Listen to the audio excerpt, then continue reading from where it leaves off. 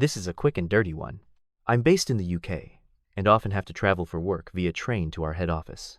I typically get public transport to the train station. I live in walking distance to local connections and just pay the nominal amount for public transport tickets myself. One particular journey, shortly after moving house, I decided to drive to the station and leave the car there. I needed to get back for an appointment when my return train got in and wanted the car there to make it on time. Like a good little employee, I submitted my expenses, including the car park receipt, £20, which cost significantly more than the usual public transport ticket.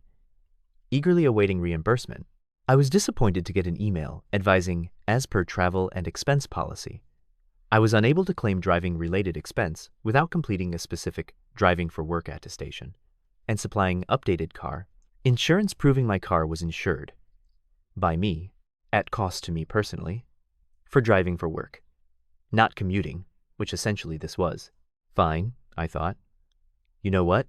You keep that £20, but if we're going to force compliance with the travel and expense policy, two can play that game.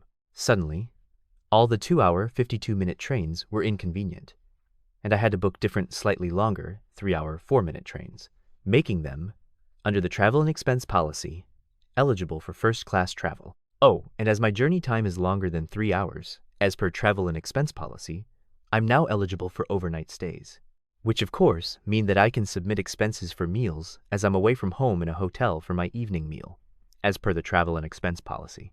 And then, of course, reasonable travel expenses, as detailed in the travel and expense policy, also cover taxis for unsociable hours. So unfortunately, that 6 a.m. bus ride is now a 6:30 Uber, and that late night 10 p.m. bus ride when I get home is now also a nice comfortable Uber, costing around £40, or 10x what I paid myself for public transport tickets.